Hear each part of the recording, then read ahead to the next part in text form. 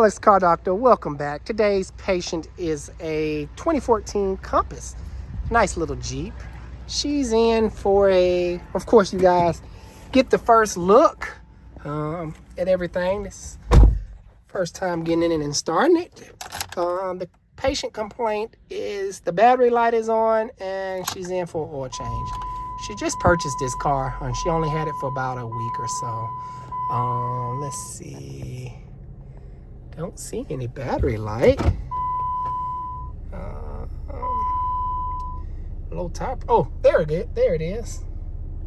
Check that out. Battery light. So normally that indicates a charging system problem, not that you need another battery. That is not what that light means. It means that your alternator is not putting out the correct voltage. But we're gonna do a voltage check on it and give it some fresh oil. Put that Alex the Car Doctor oil change sticker up there. All right, let me pull this patient on in and get her racked up. Let's see, make sure I get this right the first time. So what I'm gonna do, I'm gonna make sure that arm is able to sling under the, so I won't hit the wheel, and the back should be fine. All right, so got the car on the lift, bam. So the first thing I'm gonna do is remove this little breather tube here to get to my battery and hook up my battery load tester here. This is a really good one. It provides a load to simulate like headlights or a load. I don't know how else to explain a load. So the battery itself, that's considered a dead battery, around 10 point, give it 10.8, 10.9 volts. A fully charged battery, if you guys didn't know, is 12.6. I think 12.3. I have to look back at the chart, but it's been so long ago. But let's give it a start. See what the alternator is putting out. Oh, geez. Alrighty then. I'm not even gonna load test it because it's not putting out anything. Alrighty then. So the next thing I'm gonna do is do a continuity test. Make sure you don't have a blown fuse. Well, I probably can just check the fuse. Because to get to this alternator, I'm gonna put this over here. Oh, yeah. To get to this alternator, it is kind of pretty tight up in here. I can barely see you see the little red tab down there? That is the alternator plug. Let me just check the fuses. So sometimes these cars have a battery fuse. It'd normally be a big fuse.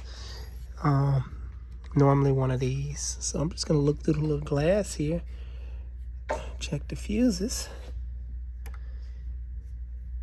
Because you can easily misdiagnose something just by having a blown fuse. So, alright, fuses look good. Now I'm gonna hook up I'll do a continuity test because I don't want to misdiagnose this thing and be throwing parts at this. So let me grab my voltometer and I'm basically checking continuity from here down to the alternator. So if it has continuity, in 9 times out of 10, well, 10 times out of 10, well, 9 times out of 10, say what I meant to say the first time, you have a bad alternator. The other reason, the voltage regulator is controlled by the computer, and the computer can have a wiring issue from there. But these cars are known, these little Chrysler 2.4 engines are known for the alternators going bad. So I may be prescribing this patient an alternator at 100,000 miles, 2014. Oh, all right, let me hook up that equipment, my test equipment, and I will show you, how that works.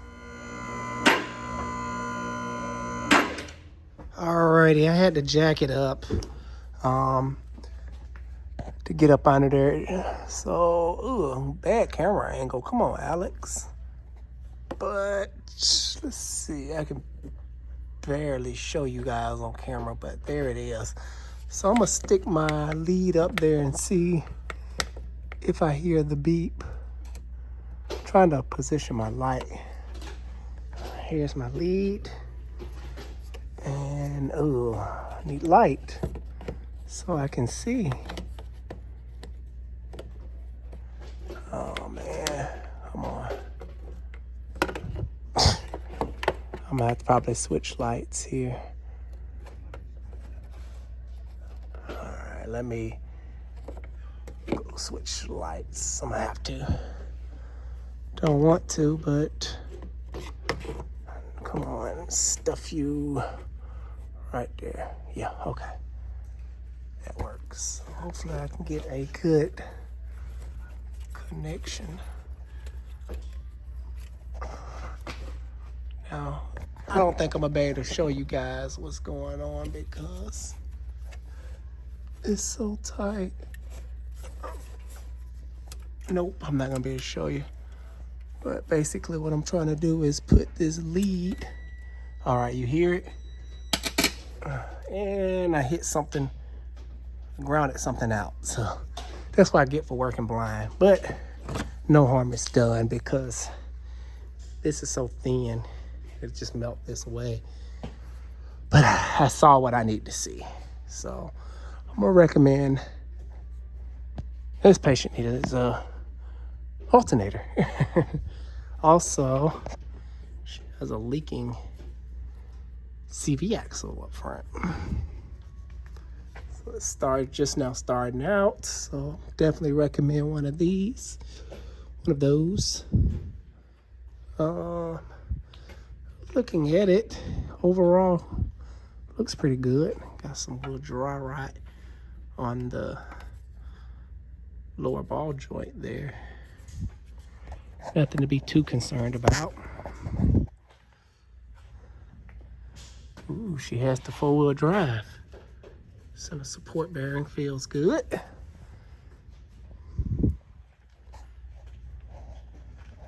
Normally I see these in 2-wheel drive, not 4-wheel drive. Well, all-wheel drive. I don't think I've seen the 4-wheel drive button. So everything looks pretty good. I'm gonna let this patient back down off the gurney and recommend those two things. I am gonna cut the camera and check the suspension. I have a great suspension video that I'm basically showing you guys how to check front end, and I'm gonna put that in the link of the description. I've already made a video on it, so I'm not gonna bother to go back over it. So yes, please check that video out. All right, I'm gonna lower this thing back down and recommend this patient a alternator, CV axle, and I think that's it. Then we're gonna change the oil on it.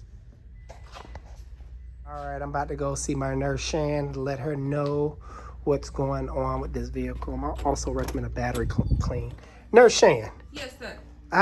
For the Compass, the 2014, I need a prescription for an alternator, passenger side CV axle, and the last prescription that this patient needs is a battery clean service.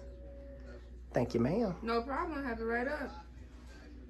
All right, I'm back with the finished product of the journey. The customer ended up getting the prescribed repairs of the alternator. So deep down in there, she has a brand new alternator. So the battery light is no longer on. So I don't know if I can see it.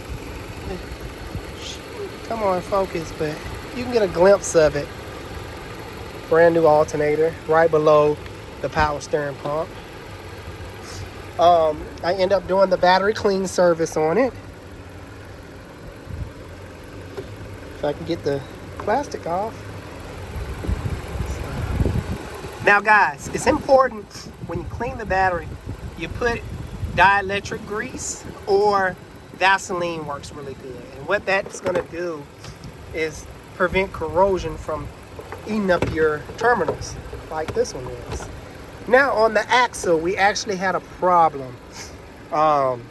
We kept getting the wrong axle for some odd reason. Ooh, and before I forget, this is so funny. Right over there, I did a video on a Dodge Journey. It's a recent video of mine, so go check that out. Did a diag. They parked it over there next to that black, look like an Altima. And I diagnosed it had a blown head gasket. Now, what I didn't mention, they just got that car. They only had it for like 2 weeks, and the housing blew, and ran it hot so bad. It was terrible.